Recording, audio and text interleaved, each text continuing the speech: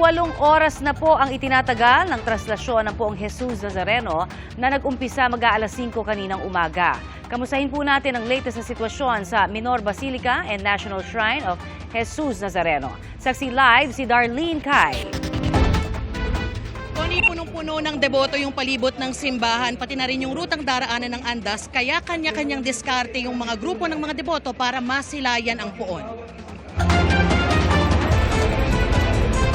Hindi mahulugang karayong ika nga ng mga deboto ang makasadang daraanan ng traslasyon. Marami rin ang nasa Quezon Bridge. Pinili nilang hindi na sumama sa mismong prosesyon dahil may kasamang bata o senior citizen. Yung iba naman, may iniindang karamdaman gaya ng 77 years old na si Tatay Manny na may sakit sa prostate. Dati pa nga raw siyang pumapasan, pero ngayon, tatanawin niya na lang daw mula sa malayo ang puon. Pasalamat ako hanggang sa ngayon, nakakayanan ko pa rin ang Tsaka yung mga nararamdaman ko nakabawas pa sa akin. Kanya-kanyang latag ang mga deboto sa gilid ng tulay. Yung iba, tila nag-reserve na ng pwesto para tanaw na tanaw kapag dumaan na ang Andas. Sina Jasmine, dito na naghintay dahil may kasama siyang 10 bata. Naglakad daw sila mula pa sa Pasay City. Para rin masanay sila na ginagawa to taon-taon po pagka araw ng Black Nazarene. Bukod sa panalangin para sa kaligtasan at kalusugan, nais daw nilang magpasalamat para sa isa raw milagrong ipinagkaloob ng puon sa kanilang pamilya. Pinakamahalagang na nangyari sa amin nung yung nakalaya po yung tsuhin ko po nakulong kasi siya yon. Na yun po nananampalataya kami doon. Dininggin naman niya kami. Pero syempre, marami ring debotong hindi lang sumama sa traslasyon. Kung hindi, talagang nangahas sumampa sa Andas. Isa sa kanila si JC. Alam daw niya ang pakiusap ng simbahan na wag na, pero hindi raw niya mabali ang 15 taong panata na niya tuwing traslasyon. Pag kami naman po, pag sumampa po kami, hindi po kami yung nagtatagal pa po sa may Andas. Nagpapahid lang po kami ng panya, okay na po. Hindi niya alintana ang baliyahan ng mga kapwa niya deboto. Kung minsan natatapakan na rin daw siya. Lahat para sa kanyang debosyon sa mahal na puon. Bago pa lang po ako sumampa, may dasal na po akong dala. Pas mga yung mga pamilya ko, yung araw-araw na kalakasan, iwas sakit yun po. Pero ang 72 years old na si Nanay Teresita, nahilo na kaya hindi niya nahintay ang pagdaan ng Andas. Unang beses daw niyang hindi masisilayan ng Poong Nazareno sa mahigit 6 na dekada niyang pagdalo sa traslasyon. Napapagod na, uuwi na ako. Dito na, dire-diretso na. Ano yung una ninyong balak? Sana mag-i-stop sana kaso ang daming tao eh. Ang masidhing debosyon ng mga deboto, labis na hinangaan ng French photographer na si Jean-Marie. Sakto raw sa bakasyon niya sa Pilipinas ang traslasyon kaya sinadya na niya. I feel great. So for me it's special because in Europe the religion decrease. Here for me this is the most Catholic country in Asia. So I'm very surprised. Pero kahit dagsa at hindi na uubos ang mga tao, matumal daw ang bentang mga bimpo at t-shirt ni Nathaniel. Gantong oras, nakauwi na ako nakaraan na taon eh. Nakaubos agad ako eh. Ngayon? Wala eh. Dahil siguro nagkaubusan na siguro ng pera. Kahit saan ang tumal na eh. Marami ring nagtitinda ng tubig at pagkain gaya nitong mga nagtitinda ng inihaw na pusit. Yan ay sa kabila ng pakiusap ng mga otoridad na iwasang magtinda ng mga pagkaing may steak para sa kaligtasan ng mga debotong nakapaa. Hindi, meron namang mga plastic, nilalagay sa plastic. Para dadampot nila isa-isa. Connie, dito sa Plaza Miranda, hinihintay pa rin ng mga deboto yung pagbabalik ng Andas sa simbahan kung saan nagpapatuloy ang oras-oras na Fiesta Masses. At live mula rito sa Quiapo, Maynila para sa GMA Integrated News, ako po si Darlene Kai, ang inyong saksi.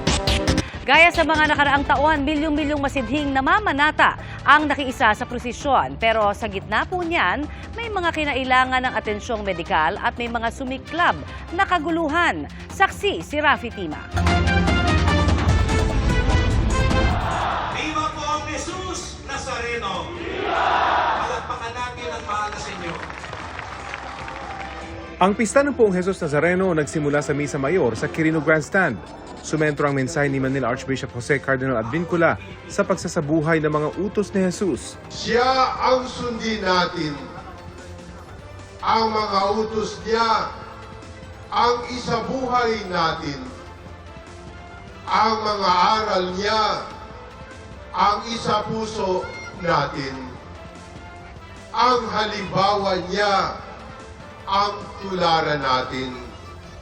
Pasado alas 4 ng umaga, nagsimula na ang traslasyon. Mabilis ang usad ng andas, sunod sa agos sa mga deboto. Mabuhay kami mahabang panahon. Dahil sa kanya, gumaling na ako. Wala na yung sakit ko, pati pamilya ko at mga kaibigan. Sana gumaling sila. Hanggat bata pa siya mamulat na siya sa pamamanata. Maraming nag-abang lang sa gilid ng kalsada, pero may mga nagpumilit pa rin makasampa. Di kalayuan sa andas, sa bahagi ng Katigbak Drive.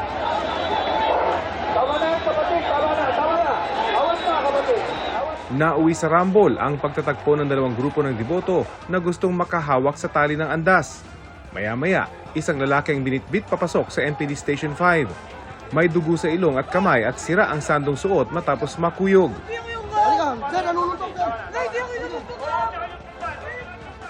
May sinuntok daw siya sa grupo ng nagrereklamong deboto, pero itinanggi niya ito. Sabak po! Ano ba ginawa ko? Maagos lang po kami! Kinuha nga po yung uniform ko! Sa mga deboto ulit, hinihiling natin sumunod sila sa tagubilin ng simbahan at ganun din sa paalala ng kanilang kapulisan. Ilang beses ding nabalaho ang andas, pero di matatawaran ng puwersa ng mga deboto na nagtutulong-tulong para mapaandar ito. Ganoon din ang matinding debosyon ng mga namamanata. Si Edna, nakabuntot sa andas na mag-isa. Kasi po, panata ko po yan, taon po. Kasi po yung anak ko, may sakit po siya. Nagtadialysis po siya. Wala namang bintit paa si Mang Orlando. Sakay siya ng wheelchair na tinutulak ng kanyang kasama. Hindi ho ba kayo nakakamba, mawalang galang na? Ang daming tao, tapos tayo ay PWD. Oo, sige po, bakit po? Kalalapan Diyos! Kahit bawal, may mga nagtangka pa rin makasampa. Dahil wala na halos matuntungan sa magkabilang gilid, ang likuran ng andas ang pinuntiryang akyatin ng mga deboto. Kaya makailang beses na tumagilid ang andas sa dami ng mga nakasampa. Lahat po ng paghihirap na namin kasi naitunas po namin yung mga tuwalya. Iba po pakaramdam ko, parang nagba po ang ko. Masarap, parang sarap sa pakaramdam. Ano po ba yung intensyon nyo? Bakit po kayo naririto kasama si Mami at si Baby? Para po sa asawa ko at sa pamilya ko po. Saya po, pinagdasal ko yung pamilya ko. Okay, ano pa? Pinagdasal ko din po yung mga kaibigan ko at mga tropa. Okay. Nahirapan ka ba? Mahirap ba umakit ngayon? Mahirap pa.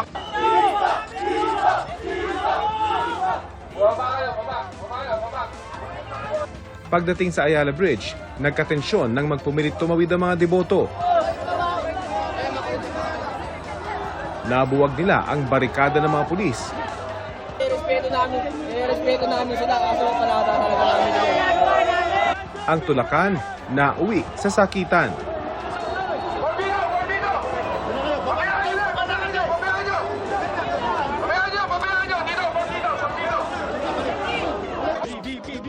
Ilang deboto ang na-corner. Deboto kami sir, deboto kami sir. Deboto kami.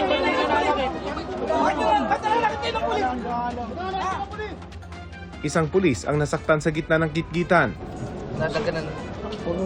Ano po yung masakit ngayon sa katawan ninyo? Wala naman. Sugat? Sugat lang. Ilan tama niya sa ulo, sir? 1, 2, 4. Meron din sa malapit sa mata niya. Nang dumaan na sa Ayala Bridge ang traslasyon, lalong kumapalang bilang ng mga deboto. Sa tindi ng tulakan at siksikan, nabunot ang poste ng street sign sa intersection ng Palangka Street at Ayala Bridge. Pasado 1:00 ng hapon, nang marating ng andas ang panulukan ng Fraternal at Arlegue Street. Dahil sa masikip na kalsada, sinamantala ito ng ilan para makasampa. May mga humahawak sa tuktok ng andas mula sa bubong ng mga bahay. O di kay ginawang tulay ang mga kapwa-deboto para makakapit sa nakalitaw na bahagi ng krus. May mga kumagat pa ng lubid para makakuha ng hibla nito. Baka sa mukha ng mga naghahatak ng andas ang hirap dulot ng init, uhaw at pagod, dala ng walang tigil na agawan sa lubid. Pabalik-balik din ang rescue at medical teams sa kakasagip ng mga nawalan ng malay. May mga residente namang panay bato ng inuming tubig o nagsasaboy ng tubig sa gitna ng mga alinsangang panahon.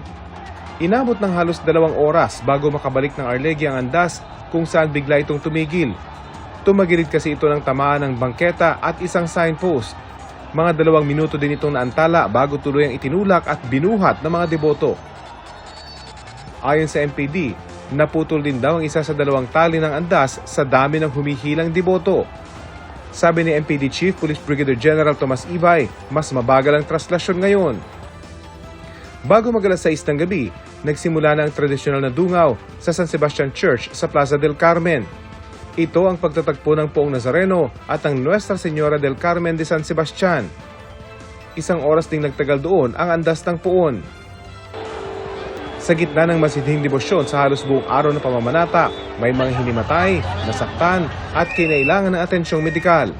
Mostly minor cases lang tayo, abrasion, avulsion, ganyan. Iba't ibang uri ng sugat. Meron din tayong hyperacidity, shortness of breath, nawalan ng malay, and meron din karamihan na exhaustion. Mula sa himpapawid, kita ang lawak ng dagat ng mga tao na mga nakikiisa sa traslasyon ng Poong Nazareno. Taon-taon maliban noong kasagsagan ng pandemya, milyon-milyon ang nakikiisa. At sa paglipas ng panahon, tila di pa rin napapawi ang masidhing debosyon ng mga deboto. Para sa GMA Integrated News, ako si Rafi Tima, ang inyong saksi. Sa iba pang balita, 6 hanggang 15 piso ang hinihiling ng Light Rail Manila Corporation na dagdag sigil sa LRT-1 depende sa distansya at ticket. Paliwanag nila, 45 billion pesos na ang naibuhos nilang investment tulad ng mga dagdag na bagong tren at LRT-1 extension. Pero 2.6 billion pesos lamang ang kinita nila noong nakaraang taon at may 2.7 billion pesos na fare deficit o kakulangan sa sigil sa pamasahe simula 2016. Nakasaad daw sa concession agreement na pwede silang magtaas ng pamasahe kada 2 taon. Pero 1 beses pa lamang sila pinayagan mula noong 2014. May 1 buwan ang Transportation Department para magpasya kung papayagan nila ang hiling ng LRMC. Sakaling maaprubahan, posibleng ipatupad ito sa Marso o Abril. Anuman ang edad at kasarian, ang mga debotong masidhi ang paniniwala, sinusuong ang dagat ng mga tao maipakita lamang ang kanilang debosyon. May mga babaeng sinusubukan ng sumampa sa andas at ang isang ihos, 78 taong gulang na, pero sumasama pa rin sa prosesyon. Saksi si Jonathan Andal. Hindi bago ang siksikan at tulakan tuwing pista ng Poong Jesus Nazareno. Pero may pagbabagong nagpapatibay na walang kasarian ang debosyon. Dumarami na raw ang mga babaeng nakikilahok sa pagsampa sa andas, gaya ni R3. Di ba ang pinaka-fear mo minsan baka kung saan-saan ka mahawakan? Ay, hindi po. Wala na pong mali siya yun. Basta pagkapatidan po, kapatidan. Opo. Wala na mali siya? Wala na po. Kahit sa kawak. Hindi nyo na po iisipin na hawakan kayo sa dibdib, hawakan sa pet, wala na po. Para makasampa lang po kay Nazareno. Natutuwa ako pag umaakyat po, humahalik po, naiiyak po ako kasi nakakahiling po ako sa kanya. Si Fernalyn may kaba naman daw sa unang sabak na makahawak sa lubid ng andas. Pero kaya. Nagtiwala na lang po ako na kakayanin. Ang sarap po sa pakiramdam na kapag nakabitaw ka po sa lubid. Ano nga ba ang nagbabago? ABC, sabi ng sociologist si Brother Clifford Sorita. A o attitude na kung kaya ng lalaki, kaya rin ng babae. B o belief, malakas na pananampalataya. At C o courage, lakas ng loob. The thought now is this, if a man can do it, so can I. Of course, ang ating talagang pinaka-panlaban talaga yung B and C. How strong is your belief and how courageous you are. Si Eugenio Hongco naman, 15 anyos nang magsimulang maging Hijos del Nazareno. Katabi siya noon ng poon sa andas na pinapasan lang at hindi pa digulong. Makalipas ang 6 na dekada, mas kilala na siya bilang si Lolo Boy, ang pinakamatandang ihos ngayon sa edad na 78. Palata ko na hanggat kaya ng katawan ko sisigaw. Pero malayo na siya sa andas at nasa pinakaunahan ng prosesyon. Inaayos ang daanan ng mga sakristan, pinapatabi ang mga nagtitindang nakahambalang, hinahawi ang mga debotong nasa gitna ng daan, dinidisiplina ang magugulo. may napansin din daw siyang nagbago. Kaya ngayon lang, ang debosyon ng tao ngayon parang may katuwaan. Katulad din, nakita mo, nagpuprosesyon pero nagsisigawan. Tila napatunayan ito ng isang nangyari kanina. Mabutit kasama si CJ, ang apo ni Lolo Boy na isa ring ihos. Proud po ako sa lolo ko dahil hindi kilala po kasi siya sa Poong Jesus Nazareno. Gusto ko po maging katulad ng lolo. Itong unahan ng prosesyon, usually yung isa sa pinakakalmadong parte nitong traslasyon. Kasi malayo to sa Andas, so malayo sa mga nagkakagulong mga deboto. Ang nandito po ngayon, si Lolo Boy ay nasa unahan, nasa likod nila yung SWAT team, tapos nasa likod ng SWAT yung mga seryales o yung mga sakristan, at nasa likod naman doon yung mga kabataang hiyos. Marahil may magtatanong, may milagro na bang nagawa ang Nazareno para kay Lolo? Di ba, milagro na rin yung matutulog ka lang gabi, kinabukasan, nakakasiguro ka ba didilat ang mata mo? Hindi ka nakakasiguro. Dagdag niya, Hindi yan sinasamba ribulto.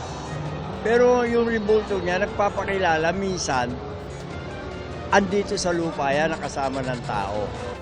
para sa GMA Integrated News, ako si Jonathan Andal, ang inyong saksi. May ilan sa ating mga kababayan na imbis na sumama po sa buong prosesyon ay nag-abang na lamang sa pagpasok ng imahe ng Poong Jesus Nazareno sa simbahan. Saksi live si Bon Aquino. Bon? Connie, sabik na nag-aabang ang mga deboto sa pagdaan ng andas ng imahe ng Poong Jesus Nazareno sa Quezon Boulevard. Ang kanilang sakripisyo at hirap, iniaalay daw nila sa poon.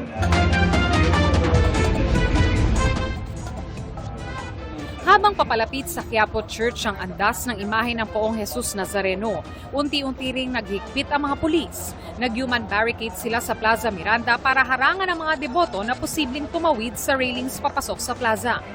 Binantayan din nila ang entrada sa Villalobos Street. Kinokontrol ang pagpasok ng mga debotong magsisimba at papasok ng simbahan. May deboto pang hinimatay habang nakikinig sa misa sa Plaza Miranda. Agad naman siyang dinala ng medics. Sabik namang nag-abang sa Quezon Boulevard ang ibang deboto, tulad ng magpinsa na sina Jojo at Rodolfo na dito na nagpahinga matapos raw nilang makahawak sa lubid ng andas. Inaabangan na lang daw nila ang pagpasok ng imahe ng poon sa simbahan. Magangang pakiramdam. Parang nasabi mo sa kanya na maayos. Masabi mo yung dasal mo. Malaking bagay kasi pag nakahawak ka sa lubid, lahat ng hinihiling mo ibibigay niya. Ang mag-anak na Elejorde sa kalsada na rin nahiga habang naghihintay sa andas. Ang panata sa poon, naipamana na rin daw nila sa kanilang mga anak. Siyempre sa pananampalataya niyo po, kahit maraming tao, sige, kakayanin. Basta malapitan lang si masamahan, pabalik ng simbahan.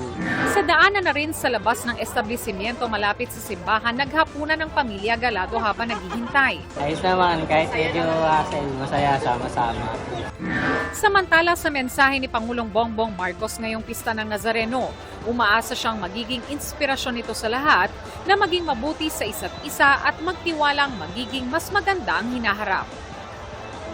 Connie, bago mag-alas 10 ngayong gabi ay binuksan ng mga pulis yung railing dito sa Plaza Miranda sa bahagi nitong Quezon Boulevard. At live mula rito sa Maynila para sa GMA Integrated News, ako si Bon Aquino, ang inyong saksi. Mga kapuso, maging una sa saksi. Mag-subscribe sa GMA Integrated News sa YouTube para sa iba't ibang balita.